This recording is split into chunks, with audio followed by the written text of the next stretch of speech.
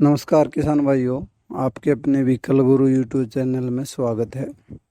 आज हम आपके लिए लेकर आए हैं कुबोटा MU 5501 जो कि 55 HP कैटेगरी में। इसके इंजन के बारे में बात करेंगे हम डिटेल में।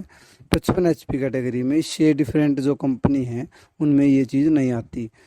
सबसे पहले बात करेंगे इसके ECDIS इंजन के बारे में, फिर बात करेंगे हम इसकी बूस्ट कंपनसेटर के बारे में, फिर बात करेंगे इसका जो वाइब्रेशन है उसका क्या राज है, क्यों इसमें सबसे कम वाइब्रेशन होता है।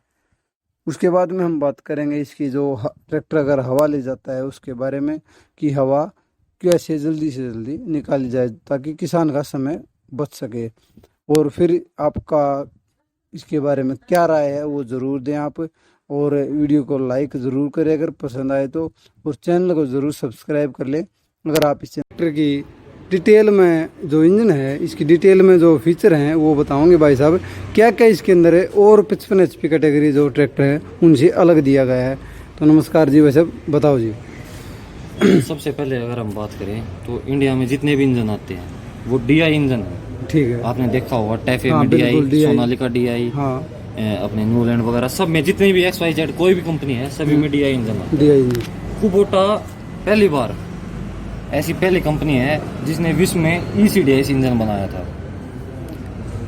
Economic centre direct injection system. जी, जो अपने पिस्टनों के ऊपर जो नोजल का स्प्रे होता है हाँ, वो किसी भी DI इंजन में तिरछी तरफ से होता है। अगर हम उदाहरण के तौर पर देखें, अगर हम इसको सिलेंडर मान लें जिसके अंदर हमारा पिस्टन वर्क करता है, तो जो नोजल लगी होती है वो ऐसे तिरछी लगी होती है। आपने पुराना पिस्टन देखा होगा, उस पे एक साइड से काले रंग की लकीर मिलती है। मिल रहा है। वो उसका क्या कारण है कि जब तेल का जब स्प्रे सामने लगता है तो उस तरफ तेल ज्यादा होता है, इस तरफ कम होता है, तो ब्लास्ट उस तरफ सिलेंडर के उस भाग में ज्यादा होता है, दूसरे भाग में कम होता है। तो जो पिस्टन की जो अपनी वर्किंग रहती है, जो मूवमेंट रहती है, वो एक साइड से तिरछा चलता है, जिसके कारण एक साइड से पिस्टन ज़्यादा घिसाई करता है और जल्दी ख़राब हो जाता है। तो ये टेक्नोलॉजी हमें ईंधन की भी बचत देती है और एक बेहतर सस्टेनेबल और फ्रिक्शनलेस पिस्टन की वर्किंग प्रदान करती है। दूसरी बात जो करते हैं, जो पिस्टन इस ट्रैक्टर में अपने इंजन में यूज़ हुए हैं वो कुबोटा के ही क्वाड 4 पिस्टन है।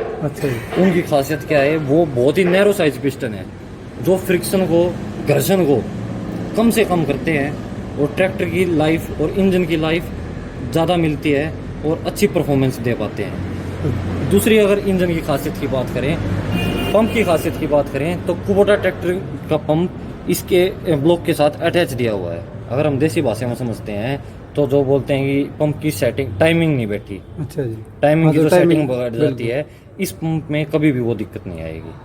अगर इस पंप में कोई काम होता भी है तो इसके अंदर नोजल दी गई हुई है, एक नट इस तरफ से उतरेगा, एक नट दूसरी तरफ से उतरेगा और चारों नोजल बाहर आ जाएंगी। उनका प्रेशर सेट करने के बाद उनको वापस फिट किया जा सकता है और ट्रैक्टर आपका बिल्कुल रेडी मिलेगा। ठीक है। दूसरी बात है, जैसे ध्यान नहीं रहता, कभी कभार ट्रैक्टर हवा ले जाता है, हाँ, डीजल खत्म हो जाता है, डीजल की कमी तो किसान को बहुत ज़्यादा परेशान हो जाना पड़ता है। ज़्यादा बार पंप करने से सील भी कट जाती है, हाँ, जिससे डीजल बाहर भी बिखरने लगता है और कम से कम हवा निकालने के लिए 1.5 से 2 लीटर इंजन किसान का खराब हो जाता है और समय भी बहुत ज़्यादा लग जाता है हवा निकालने के लिए। तो इसमें कार जैसा सिस्टम दिया गया है, अगर ट्रैक्टर कहीं पे बाई चांस हवा ले जाता है तो तेल डालने के बाद हमें बस इस चौक को एक बार ऐसे घुमाना है, सेल्फ लेनी है, ट्रैक्टर स्टार्ट हो जाएगा और इस चौक को वापस से बंद कर देना है, हवा निकलेगी। बिल्कुल ये बहुत ही आरामदायक फीचर कंपनी ने दिया है इसमें। इस यूनिट की हम बात करें तो इसे हम बोलते हैं बूस्ट कंपनसेटर जी, टेक्नोलॉजी की भाषा में। भाई ये जापानी लोग इसे बोलते हैं। ये यूनिट जो दी गई है, ठीक है। बूस्ट कंपनसेटर नाम से ही जाहिर होता है, बूस्ट मतलब ताकत देना। इसकी क्या खास बात है, उदाहरण के लिए हम समझ लें, आसान भाषा में आपको बताऊं, ट्रैक्टर 2 या 3 टन लोड लेकर फ्लाईओवर पे चढ़ रहा है, तो हमें देखने को मिलता है कि ट्रैक्टर दबाव में आ जाता है, क्योंकि हाई गियर में चलता है, स्पीड जाता होती है, लोड की वजह से ट्रैक्टर दबाव में आ जाता है और ट्रैक्टर का गियर डाउन करने की जरूरत पड़ती है चढ़ाई को चढ़ने के लिए। लेकिन इसी तरह कुबोटा ट्रैक्टर में इस इंजन के साथ एक बूस्ट कंपनसेटर, जो ये यूनिट मैंने आपको दिखाई, ये दी गई हुई है। ज़रूरत पड़ने पर, जैसे हम फ्लाईओवर के ऊपर चढ़ रहे हैं और ट्रैक्टर पे ज़्यादा लोड आ जाता है, तो ये यूनिट अपने आप से एक्टिव हो जाती है और ट्रैक्टर के जो तेल है उसको बढ़ा लेती है। जैसे ही हम कंडीशन के हिसाब से जो सिचुएशन के हिसाब से जब ट्रैक्टर लोड में आ जाता है और दबने लगता है, तब ये यूनिट अपने आप एक्टिव हो जाती है और अपने आप डीजल को बढ़ा लेती है। ठीक है। जैसे ही हम फ्लाईओवर के ऊपर पहुंचते हैं और ट्रैक्टर का लोड वापस से नॉर्मल चला जाता है, लोड कम हो जाता है, ये यूनिट ऑटोमेटिकली कट ऑफ हो जाती है। तो ये यूनिट आपको तेल की खपत को कम रखने के साथ साथ एक बेहतर परफॉर्मेंस का भी वादा देती है। ठीक है जी। दूसरी बात जो है, जैसे मैंने आपको ये फीचर दिखाए हवा से निकालने का, पंप से हवा निकालने का, अगर ट्रैक्टर हवा ले जाता है, ये सभी छोटे छोटे फीचर, जैसे फैन बेल्ट का हो गया। अगर फैन बेल्ट टूट जाती है तो ये अगला सारा ढांचा कुछ ट्रैक्टरों में खुलता है, रेडिएटर वगैरह, कूलेंट वगैरह भी खिंच जाता है, 1000-1200 रुपये खर्चा आ जाता है, लेबर ज्यादा। तो इस ट्रैक्टर में अगर किसान चाहे, जमींदार चाहे, तो अपने घर पे खड़े खड़े इसको ऑपरेट कर सकता है और इस फैन बेल्ट को डाल सकता है। केवल ये 4 नट उतारने की आवश्यकता है और ये हिस्सा अलग हो जाएगा। फैन बेल्ट आराम से लगाई जा सकती है और ये 4 नट कस के ट्रैक्टर दोबारा वर्किंग कंडीशन में आ जाएगा। ठीक है। स्प्रे मशीन वगैरह जोड़ने के लिए, जैसे और ट्रैक्टरों में आपको अलग से चेसिस में सुराख करवाना पड़ता है, और देसी भाषा में बताऊं तो आपने पुली चढ़वानी पड़ा है आगे ट्रैक्टर के। तो कुबोटा ट्रैक्टर में पहला तय हर एक जरूरत का ख्याल रख रखा है कंपनी ने। एडवांस छोटी पीटीओ स्प्रे मशीन वगैरह के लिए, या जिस हिसाब से किसान उसको चाहे उसे यूज कर सकता है, पहले ही ट्रैक्टर में दी गई हुई है। अगर जैसे हम ट्रैक्टर पे लोडर वगैरह लगाते हैं तो चेसिस में एक अलग से सुराख करवाने पड़ते हैं। बिल्कुल। उसकी सुविधा भी, अगर आपको इसमें बड़ी से बड़ी लोडर मशीन जुड़ती है ट्रैक्टर में अपने यहाँ पे एरिया में, अगर आपको इसमें लोडर भी लगाना है तो चेसी में कोई अलग सुराख फुड़वाने की आपको जरूरत नहीं है। उसी सुविधा के हिसाब से पहले से ही सारे सुराग ट्रैक्टर की चेसी में कंपनी ने, बम्पर वगैरह के लिए भी सारे, मतलब जिससे चेसी मजबूत रहती है और कमजोर नहीं पड़ती है सुराग फुड़वाने के लिए।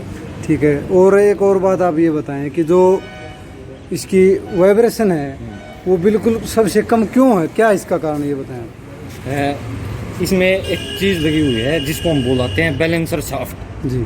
नाम से जाहिर है कि बैलेंस करने के लिए शाफ्ट, उस वक्त का काम क्या काम होता है और वो कैसे उपयुक्त में आती है और उसको किसान के क्या फायदे मिलते हैं। बैलेंसर शाफ्ट, पहली बात तो अपने ट्रैक्टर में 2 बैलेंसर शाफ्ट दी गई हुई है जो इंजन से दुगनी गति पे, अच्छा जी, विपरीत, अगर आप मान लीजिए कि घड़ी की दिशा में इंजन घूम रहा है तो घड़ी की विपरीत दिशा में बैलेंसर शाफ्ट घूम के उसके कंपन को और ध्वनि को खत्म करती है। अच्छा जी। जिसका हमें क्या फायदा मिलता है कि एक तो हमें थकान कम होती है। जैसे हम मान लीजिए कि हम दिन में ट्रैक्टर से 8 घंटे काम कर पाते हैं, तो उसी जगह हम कुबोटा के साथ 10, 12 या 14 घंटे काम कर सकते हैं। अपनी ज़रूरत के हिसाब से बिल्कुल आराम से काम कर सकते हैं। शरीर की मेंटेनेंस भी बहुत ज़रूरी है। ट्रैक्टर की मेंटेनेंस के साथ साथ अपने शरीर की देखभाल भी ज़रूरी है। उदाहरण के तौर पर हम समझ सकते हैं, अगर कोई भी मशीन है जिसमें कंपन बनता है, चाहे वो इंसान है या मशीन है या कोई भी वस्तु है इस दुनिया में, जिस चीज़ में कंपन बनती है उसमें घिसावट ज़्यादा होती है। हाँ, होगी बिल्कुल। अगर ये मैं बोलता हूँ कि ये वाइब्रेशन फ्री ट्रैक्टर है, इसमें ना के बराबर वाइब्रेशन है, तो उसी वजह से ट्रैक्टर की लाइफ ज़्यादा है, सभी पार्ट्स की लाइफ ज़्यादा है, नट बोल्ट ढीले नहीं होते हैं। और एक देसी भाषा में आप बोल जा रहा भाई सीट मेटल की 5 पार्ट की, तो वो दिक्कत आपको कुबोटा में नहीं मिलेगी, कभी भी इसकी पात नहीं पाटेंगे भाई। वो तो सही बात है। तो मान लिया आपने बताया अभी इसमें जो बैलेंसर शाफ्ट है वो 2 लगाए रखी हुई दोनों से, और ट्रैक्टरों में आपने एक मिला है या किसी हिसाब से वाइब्रेशन क्यों उनमें ज़्यादा हो है? जैसे हम बात करते हैं कि इंजन की वर्किंग होती है वो एक तरफ में होती है, उनमें दूसरी तरफ एक किसी ट्रैक्टर में एक बैलेंसर शाफ्ट जो कुछ हद तक, अच्छा, जैसे काफ़ी सारे हमारे कंपटीटर जॉन डियर हो गया, उसमें आपको देखने को मिलेगा कि बहुत ही कम ज़्यादा वाइब्रेशन है वो ट्रैक्टरों के मुकाबले। जैसे जॉन डियर में आप हमें देखने को मिलता है कि बहुत ही ज़्यादा, और मॉडलों के बजाय और कंपनियों के बजाय बहुत ही ज़्यादा वाइब्रेशन देखने को मिलती है। तो उसमें भी कुछ इसी प्रकार की टेक्नोलॉजी का प्रयोग किया गया है उसकी कंपन को कम करने के लिए। अच्छा। लेकिन कुबोटा जो टेक्नोलॉजी लेके आई है अपने MU सीरीज में, वो उससे तकरीबन दुगनी मात्रा में काम करती है और वाइब्रेशन को बिल्कुल 0 के आसपास ले जाने की कोशिश की गई है। चलो कभी अगर मौका मिला तो जॉन डियर के साथ में वाइब्रेशन टेस्ट कराएंगे, बिल्कुल, हर चीज़ के साथ में, ठीक है? बिल्कुल। पानी का गिलास भी, पेन वगैरह भी रखे आराम। हमने इस ट्रैक्टर पे MU 5501 पे 35 पेन खड़े करके देखे हैं 2000 RPM पे। अच्छा जी। बिल्कुल सक्सेसफुल रहा था वो, और बहुत ही उम्दा प्रदर्शन था वाइब्रेशन लेस टेक्नोलॉजी का। चलो जी, काफ़ी बढ़िया जो है टेक्नोलॉजी का, जो एक आप बेहतर टेक्नोलॉजी के साथ में ये कुबोटा ट्रैक्टर आपको देखने को मिल रहा है। अगर कोई भी किसान भाई ट्रैक्टर खरीदता है तो वो अपने हिसाब से लेता भी। कई किसान ऐसे भी होते हैं जिनको वाइब्रेशन बिल्कुल भी पसंद नहीं है, तो उस हिसाब से अगर कोई भी किसान जाना चाहे तो कुबोटा के साथ जा सकता है, क्योंकि वाइब्रेशन फ्री जो है ट्रैक्टर है। इंडिया में चैलेंज के साथ कह रहे हैं अभी सबसे कम वाइब्रेशन का ट्रैक्टर कुबोटा है। तो वीडियो अच्छी लगा तो वीडियो को लाइक करें, और जो भी अपने सुझाव हैं, जो भी कि मैं कमेंट में कहना चाहो, गाली बकियो मन्ना, बाकी जो भी कहना चाहो कमेंट में कहियो। जिसा भी एक्सपीरियंस था अपना और भाई ने बताई, वो अपना 100% देने की कोशिश करी है। और कुबोटा ट्रैक्टर काफ़ी अच्छी टेक्नोलॉजी के साथ में अपने देश में आ चुका है, तो खरीदना। तो अगर ट्रैक्टर जो काफ़ी अच्छी टेक्नोलॉजी के साथ में है, अगर ख़रीदना चाह रहे हैं तो आप खरीद सकते हैं। जो इसका एड्रेस है वो भी मैं आपको दे दूंगा। अगर प्राइस के बारे में कुछ भी आपको पूछना है तो आपको नंबर दिया जाएगा, उससे आप इंक्वायरी कर सकते हैं। धन्यवाद।